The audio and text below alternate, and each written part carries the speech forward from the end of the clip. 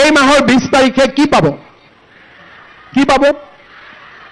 এইটো আপোনালোকক কোনে ক'লে? কোনে ক'লে 8,000 পাব বুলি? মই ক'লো?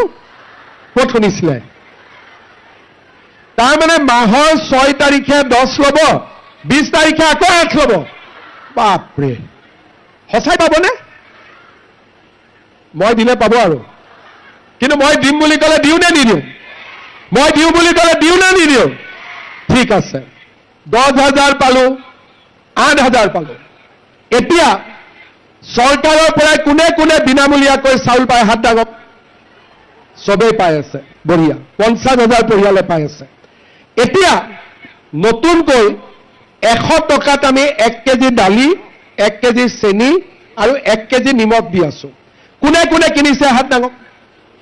চবেই কিনিছে। বা তিতাবৰ বহুত এডভান্স। আমি দিয়া দালিখিনি বজাৰৰ দালিতকৈ বেয়া নে ভাল? সঁচা কথা ক'ব, মোক বুলি এনে নক'ব। মই বেয়া হ'লে আৰু ভাল কৰিব লাগিব নহয়। বজাৰৰ দালিতকৈ ভাল নে বেয়া? বজাৰৰ চেনিতকৈ ভাল নে বেয়া? বজাৰৰ নিমখতকৈ ভাল নে বেয়া? লাখপতি বাইদেউ হৈ গ'ল, অৰুণোদয় হৈ গ'ল, চাউল হৈ গ'ল, দালি হৈ গ'ল, নিমখ হৈ গ'ল, চেনি হৈ গ'ল। কি বাকী থাকিলে? কি বাকী থাকিলে? মই ঠিকে শুনিছো নে? আপোনালোকে মিঠাতেল কৈ আছে? কি কৈ আছে? আচ্ছা, মই কৰি দি আছো। এতিয়া আপোনালোকক লাগিব মিঠাতেল। কিমান? আধা লিটাৰ? কিমান লাগিব? 1 লিটাৰ। বাপৰে। এতিয়া আপোনালোকে এটাই মই কৈছো যে মিঠাতেল, দালি, চেনি, নিমখ এইখিনি যদি আমি 100 টকাটো দিব নালাগে, বিনা পইচাত পাই যাওঁ, কেনেকুৱা হ'ব? কিমান বা ইমান লাহেকৈ কৈছে? কিমান ভাল হ'ব? বহুত ভাল হ'ব। কিন্তু এইটো কাৰণে কি কৰিব লাগিব? এইটো কাৰণে কি কৰিব লাগিব? এইটো কাৰণে এবাৰ তিতাবৰত বিজেপিক ভোট দিব লাগিব। দিবনে নিদিব? বঢ়িয়া। তেতিয়াহ'লে দালিও ফ্ৰী হৈ গ'ল, নিমখো ফ্ৰী, তেলো ফ্ৰী আৰু চেনিও ফ্ৰী হ'ব।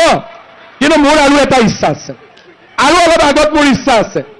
আমাৰ ঘৰত কি হয়, আগতে আমাৰ ঘৰত অতিথি আহিলে মাহে ক'লে বহক চাহ খাব। পাকঘৰত গৈ দেখিলে চেনি নায়েই, আকৌ ওচৰৰ মানুহৰ ঘৰত বাতিটো লৈ যাব লাগে। কেতিয়াবা ভিতৰত গ'লো, চাহপাতে নাই বোলে। মোৰ কেতিয়াবা লাগে, সোনকালে নহয়, লাহেকৈ মোৰ ইচ্ছা আছে যে চেনি, দালি, নিমখ, তেলৰ লগত আধা কেজি চাহপাতো দিয়া, যাতে ঘৰত কোনো সমস্যা নাথাকে। এতিয়া ঘৰত কিয় সমস্যা থাকিব নালাগে? তাৰ মূল কাৰণটো হ'ল, যেতিয়া ঘৰত একো সমস্যা নাথাকিব, তেতিয়া আপোনালোকে সকলোৱে লাখপতি বাইদেউ হ'বৰ কাৰণে চেষ্টা কৰিব পাৰিব। নহ'লে গাঁৱত গৈছো, গেলামাল দোকানীয়ে ক'ব, খুৰী, খুৰাক ক'ব দেই গেলামালৰ বাকী আছে। মনটো বেয়া লাগি গ'ল নে নাই? পাকঘৰত গ'লো, বৈয়ামত বোলে চেনিও নাই, দালিও নাই, মনটো বেয়া লাগে নে নাই? কিন্তু এই সুবিধাখিনি যদি আমি চৰকাৰৰ পৰা পাওঁ, আমি লাখপতি বাইদেউ হ'ব পাৰিম। আমি কিয় লাখপতি বাইদেউ হ'ব লাগে?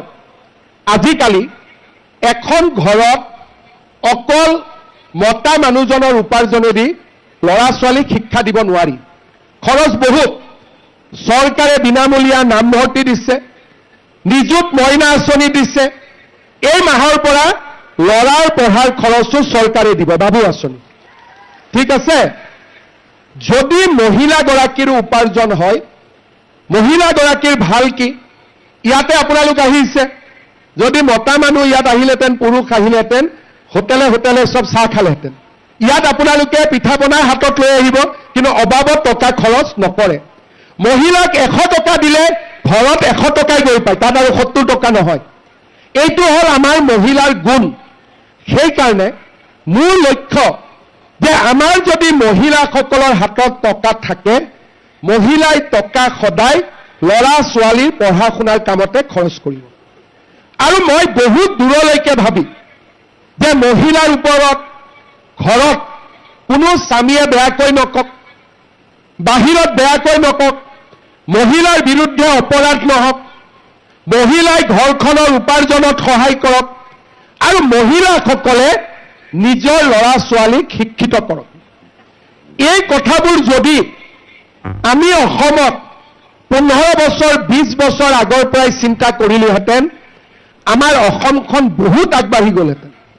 আগতে আমাৰ চিন্তা কি আছিলে যে চৰকাৰ মানে কি আঁচনি দিম, ধুতি, লুঙি, সূতা, কম্বল, আঁঠুৱা। এতিয়া আমি কি কৰিছোঁ, ধুতিৰ জাগাত অৰুণোদয়, লুঙিৰ জাগাত লাখপতি বাইদেউ, সূতাৰ জাগাত বিনামূলীয়া চাউল, আঁঠুৱাৰ জাগাত নিযুত মইনা নিযুত বাবু, আৰু কম্বলৰ জাগাত 100 টকাত দালি, চেনি, নিমখ, এতিয়া তেলো হৈ যাব। এতিয়া আপোনালোকে চিন্তা কৰক, মই 2016 চনত তিতাবৰত আহিছিলোঁ, সূতা অলপৰ কাৰণে ইয়াত মহিলাসকলৰ যি হুলস্থুল। এতিয়া আমি কি কৰোঁ, অৰুণোদয় দিওঁ, চুপচাপ বেংকত টকাটো সোমাই আহে। 8 তাৰিখৰ পৰাই হাজবেণ্ডসকলে শুনি থাকে, এই মোবাইল চা, পইচাটো সোমাল নেকি। এটা ঘৰত আনন্দৰ পৰিৱেশ, দৌৰা দৌৰি কৰিব নালাগে, কোনো ৰাজনীতি কৰা মানুহৰ হাত পাতিব নালাগে, ওপৰৰ পৰা দিলোঁ পাই গ'ল। এতিয়া 20 তাৰিখে মই দিছপুৰত লাহেকৈ বুটামটো টিপি দিম, আপোনালোকে একাউণ্টত টকা সোমাই যাব, কোনো মিটিঙত যাব নালাগে, লাইন পাতিব নালাগে, হুলস্থুল কৰিব নালাগে, কাৰো ওচৰত হাত পাতিব নালাগে। এনেকে যদি আমি যোৱা 20 বছৰৰ পৰাই কাম কৰি থাকিলোহেঁতেন, আজি আমাৰ অসমখন বহুত দূৰ আগুৱাই গ'লহেঁতেন। আজি আমাৰ লক্ষ্য কি যে আমাৰ অসমখনক আমি কেনেকৈ আগুৱাই লৈ যাওঁ। আগতে ঘৰত ল'ৰা ছোৱালী স্কুলত যোৱা নাই, কলেজত যোৱা নাই, মাক বাপেকে কয় কিয় কলেজত যোৱা নাই, বোলে পঢ়ি কি লাভ হ'ব, কিয়, বোলে ঘৰত টকা আছে চাকৰি ল'বৰ কাৰণে। আমাৰ অসমত চোকা ল'ৰাইও চাকৰি নাপাইছিলে যদি ঘৰত টকা নাথাকিছিলে। অসমত কমচে কম 5,000 উপন্যাস হৈছে যে চাকৰিত টকা নিদিয়াৰ কাৰণে চাকৰি নাপালে। হালধীয়া চৰাই বাওধান খাই পৰা আৰম্ভ কৰি 70 বছৰত কিমান লেখনি আছে।